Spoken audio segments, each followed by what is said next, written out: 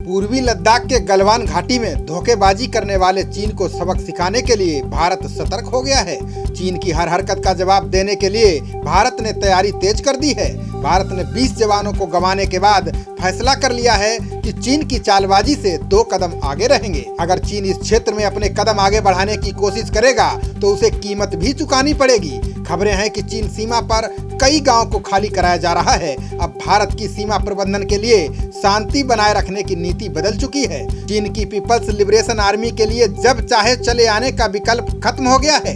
PM Modi ने भी यही संदेश चीन को दिया है। सीमा पर बढ़े तनाव का असर दोनों देशों के कूटनीतिक रिश्तों पर देखा जा रहा है। इसका उदाहरण है कि इस बार पीएम मोदी ने चीनी राष्ट्रपति शी जिनपिंग को जन्मदिन की बधाई नहीं दी है। सैनिकों की शहादत के बाद मोदी सरकार एक्शन मोड में है। पूर्वी लद्दाख में वास्तविक नियंत्रण रेखा LAC से सटे 21 गांव में ब्लैकआउट कर दिया गया है। ज्यादातर गांव में पिछले 1 माह से इमरजेंसी जैसे हालात हैं। सियोक और गलवान नदी के संगम स्थल के पास पूरे इलाके में हाई अलर्ट घोषित कर दिया गया है। सीमावर्ती इलाकों में दिन रात गश्त तेज कर दी गई है। ये गांव चुशुल पेंगोंग झील से लेकर गलवान सियोक से दौलत बेग ओल्डी तक पड़ते हैं। लद्दाख स्वायत्त पहाड़ी विकास परिषद के चुशुल निर्वाचन क्षेत्र में 8 गांव हैं।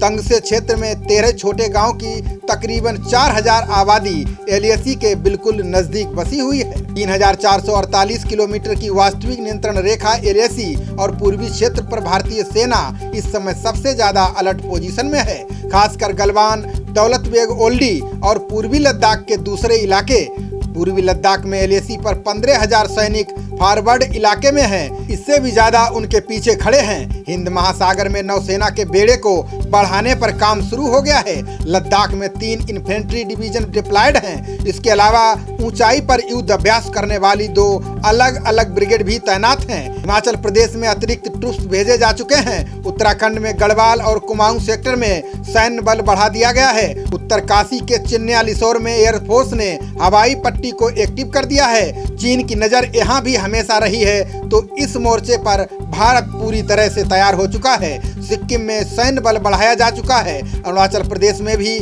भारत ने पूरा इंतजाम कर रखा है। जम्मू कश्मीर, लद्दाख और हिमाचल में उत्तरी आर्मी कमांड में 34,000 भारतीय सैनिक तैनात हैं। उत्तराखंड में केंद्रीय आर्मी कमांड में 15,500 सैनिक तैनात हैं। वहीं सिक्किम, अरुणाचल, असम, नागालैंड और बंगाल में पूर्वी आर्मी कमांड में 1,75,500 सैनिकों को तैनात किया गया है। इस तरह बॉर्डर पर 2,25,000 सैनिकों की तैनाती कर दी गई है। LAC पर तनाव के बीच थल सेना के बाद अब वायुसेना ने भी कमर कस ली है। वायुसेना ने अग्रिम पंक्ति के लड़ाकू विमानों को भी फॉरवर्ड एरिया में तैयार रखा है। श्रीनगर, लेह, चंडीगढ़ के एयरबेस को एक्टिव कर दिया गया है। चीन को करारा जवाब देने के लिए जरूरत पड़ने पर सुखोई 30, MKI और मिराज 2000 जैसे अग्रिम पंक्ति के लड़ाकू विमानों को भी इस्तेमाल में लाया जा सकता है। सुखोई भारतीय वायुसेना का अग्रिम पंक्ति का लड़ाकू विमान है। ये ब्रह्मोस मिसाइल ले जाने की क्षमता रखता है। ब्रह्मोस सुपरसोनिक क्रूज मिसाइल है। इसे पनडुब्बी से, पानी के जहाज से, लड़ाकू विमान से या जमीन से भी दागा जा सकता है। ब्रह्मोस मिसाइल को दिन रात बाहर मौसम में दागा जा सकता है। इसकी मारक क्षमता अचूक होती है। हवा से सतह पर मार करने में सक्षम ब्रह्मोस की मारक क्षमता 300 किलोमीटर है। सुखोई से इसके कई सफल फायर ट्रायल किए जा चुके हैं। मिराज 2000 अत्याधुनिक लड़ाकू विमान है। यह अधिकतम 2000 किलोमीटर प्रति घंटे की रफ्तार से उड़ सकता है। करगिल युद्ध में MiG-21 के साथ मिराज 2000 विमानों ने भी अहम भूमिका निभाई थी। 2015 में इसे अपग्रेड कर दिया गया है। 1962 की जंग के बाद ऐसा पहली बार हुआ है कि लद्दाख में भारत चीन सीमा पर हिंसक झड़प में भारतीय जवान शहीद हुए हैं। वैसे वास्तविक नियंत्रण रेखा पर 1975 में चीनियों ने अरुणाचल प्रदेश में असम राइफल्स की पेट्रोलिंग पार्टी पर हमला किया था।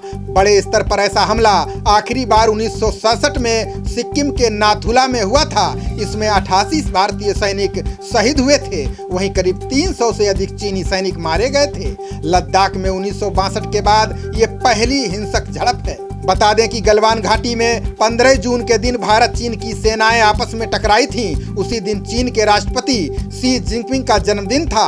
पिछले 4 सालों से हर बार जिनपिंग को बधाई देने वाले पीएम मोदी ने इस बार उन्हें बधाई संदेश नहीं भेजा है। साल 2016 में जब प्रधानमंत्री मोदी ने चीनी राष्ट्रपति को जन्मदिन की बधाई दी, उस दौरान भी दोनों देशों के बीच रिश्तों में कड़वाहट थी। चीन ने परमाणु आपूर्तिकर्ता समूह एनएसजी में भारत के शामिल होने का विरोध किया था। मोदी ने साल 2017 में भारत और चीन के बीच 73 दिनों तक चले डोकलाम विवाद के बाद भी शी जिनपिंग को जन्मदिन का बधाई संदेश भेजा था। खबरों का सिलसिला जारी रहेगा। देखते रहिए जनप्रवाद। नमस्कार।